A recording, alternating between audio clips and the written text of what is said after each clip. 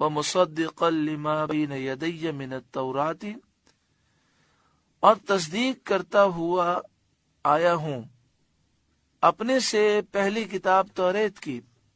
یہ عیسیٰ علیہ السلام نے کہا کہ میں اس حال میں آیا ہوں کہ میں توریت کی تصدیق کرتا ہوں۔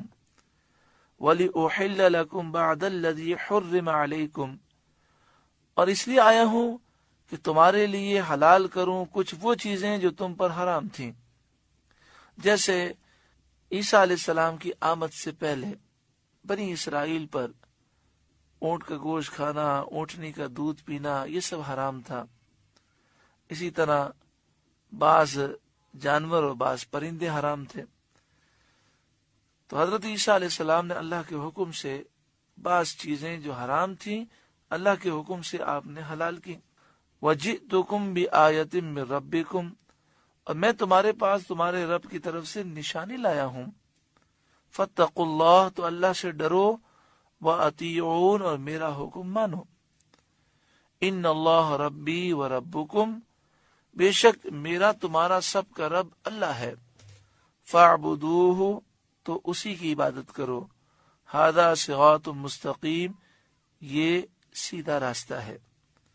فَلَمَّا أَحَسَّ عِیسیٰ مِنْهُمُ الْكُفْرَ، پھر جب عیسیٰ علیہ السلام نے ان سے کفر پایا، بنی اسرائیل کے جو لوگ ایمان نہیں لائے یعنی یہودی، ان سے آپ نے محسوس کیا کہ یہ ایمان نہیں لائیں گے اور مجھے نقصان پہنچانا چاہتے ہیں، تو آپ نے اس خیال سے کہ حواریوں کو سعادت نصیب ہو، چونکہ اللہ کے نیک بندوں کی مدد فرمانے والا اللہ تعالی ہے،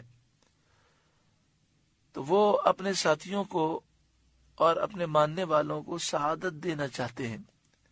قال من انصاری الی اللہ، آپ نے فرمایا کون اللہ کی طرف میرا مددگار ہے، کون میری مدد کرے گا اللہ کی خاطر۔ قال الحواریون، حواریوں نے کہا نحن انصار اللہ، ہم اللہ کے مددگار ہیں، یعنی اللہ کے دین کے مددگار ہیں، اللہ کی رضا کے لیے ہم آپ کی مدد کریں گے۔ ان حواریوں کی تعداد 12 تھی۔ یہ 12 وہ شخص تھے جو آپ پر سب سے پہلے ایمان لائے اور آپ کے ساتھ رہے، اور یہ مخلص تھے۔ آمنا باللہ، ہم اللہ پر ایمان لائے، واشہد بأننا مسلمون، آپ گواہ ہو جائیں کہ ہم مسلمان ہیں۔ اس سے معلوم ہوا کہ عیسیٰ علیہ السلام نے بھی اسلام کی دعوت دی، ہر نبی نے اسلام کی دعوت دی اور ہر نبی کے ماننے والے مسلمان تھے۔ یہودیت عیسائیت یہ بات کی پیداوار ہے۔ ربنا، اے ہمارے رب، آمنا بما انزلتا، ہم اس پر ایمان لائے جو تو نے نازل کیا، واتبعنا الرسول، اور ہم نے رسول کی پیروی کی، فاکتبنا مع الشاہدین، تو ہمیں حق پر گواہی دینے والوں میں لکھ لے۔ وَمَكَرُوا وَمَكَرَ اللَّهُ، اور کافروں نے مکر کیا، اللہ نے ان کے ہلاک کرنے کی خفیہ تدبیر فرمائی۔ واللہ خیر الماکرین، اور اللہ سب سے بہتر چھپی تدبیر والا ہے، اللہ کی خفیہ تدبیر سب سے بہتر ہے۔ کیا مکر کیا کافروں نے؟ وہ یہ کیا کہ انہوں نے ایک شخص کو حضرت عیسیٰ علیہ السلام کے قریب کیا، اور وہ منافق تھا، ظاہر یہ کرتا تھا کہ میں آپ پر ایمان لایا ہوں، پیچھے سے آپ کی خبریں دشمن تک پہنچاتا تھا۔ پھر یہ لوگ جمع ہوئے حضرت عیسیٰ علیہ السلام کے گھر کے باہر اور چھپ گئے کہیں، اور یہ حضرت عیسیٰ علیہ السلام سے ملنے کے لیے گیا۔ اس نے کہا کہ جب میں دیکھوں گا کہ عیسیٰ علیہ السلام میرے سامنے ہے تو میں چیخ ماروں گا، تم سب آ کر حملہ کر دینا، اور اس طرح عیسیٰ علیہ السلام کو ہم مل کر شہید کر دیں گے۔ یہ اندر گیا تو وہاں پر حضرت عیسیٰ علیہ السلام موجود نہ تھے۔ اللہ تعالیٰ نے آپ کو آسمانوں کی طرف اٹھا لیا۔ یہ باہر نکلا اپنے ساتھیوں کو بتانے کے لیے، تو اس کی شکل حضرت عیسیٰ علیہ السلام کے مشابہ ہو گئی کچھ دیر کے لیے۔ انہوں نے اسے حضرت عیسیٰ علیہ السلام سمجھ کر سولی پر لٹکا دیا۔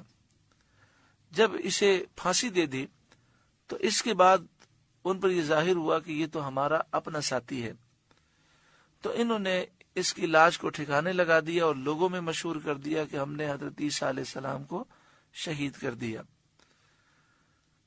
تو انہوں نے خاص طور پر اس شخص نے یہ مکر تیار کیا کہ وہ عیسیٰ علیہ السلام کو شہید کرے، تو اللہ تبارک و تعالی نے اسے ہی ہلاک فرمایا اور عیسیٰ علیہ السلام کو محفوظ فرمایا۔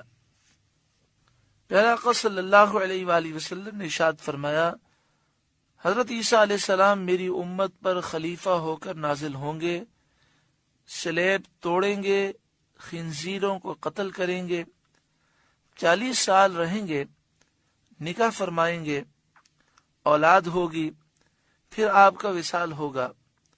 وہ امت کیسے ہلاک ہو جس کے اول میں ہوں اور آخری عیسیٰ علیہ السلام اور وسط میں درمیان میں میرے اہل بیت میں سے مہدی۔ مسلم شریف کی حدیث میں ہے کہ حضرت عیسیٰ علیہ السلام مینارۂ شرقی دمشق پر نازل ہوں گے۔ دمشق جو ملک شام میں ہے، اس شہر میں ایک مشرقی مینارہ ہوگا، اس پر آپ نازل ہوں گے۔ اور یہ بھی وارد ہوا کہ حجرہ رسول اللہ صلی اللہ علیہ وسلم میں مدفون ہوں گے، مدینہ شریف میں جہاں سرکار کا روضہ اقدس ہے، آپ کی قبر انور کے برابر میں حضرت عیسیٰ علیہ السلام بعد وصال مدفون ہوں گے۔ یہاں پر آخر میں یہ عرض کر دوں کہ کوشش کریں کہ ترجمہ کنز الایمان پڑھیں، اعلیٰ حضرت کا ترجمہ پڑھیں۔ اعلیٰ حضرت کے ترجمے میں بہت زیادہ احتیاط ہے۔ دیکھیں اللہ تبارک و تعالی مکر کرنے سے، فریب کرنے سے، دھوکہ دینے سے پاک ہے۔ اعلیٰ حضرت نے ترجمہ کیا وہ مکر اللہ کا، اور اللہ نے ان کے ہلاک کی خفیہ تدبیر فرمائی۔ بعض مترجمین نے یہاں ترجمہ کر دیا اللہ نے فریب کیا، دھوکہ دیا۔ اللہ تعالیٰ دھوکہ دینے سے پاک ہے، فریب کرنے سے پاک ہے۔ اور بھی بے شمار غلطیاں ہیں جو ترجمے میں بعض غلطیاں جان بوجھ کر کی گئیں اور بعض جہالت کی وجہ سے، کم علمی کی وجہ سے ہو گئیں۔ انگریزوں کے دور میں بہت سے ترجمے عام کیے گئے اور جن میں کافی غلطیاں ہیں، جن کو پڑھ کر انسان قرآن کے فہم کو صحیح سمجھتا نہیں بلکہ گمراہ ہو جاتا ہے۔ اس لیے گزارش یہ ہے کہ اعلیٰ حضرت امام اہل سنت کا ترجمہ کنز الایمان اپنے گھر میں رکھیں۔ مقصد یہ ہے کہ صحیح ترجمہ عام ہو جائے، نور قرآن عام ہو اور لوگ قرآن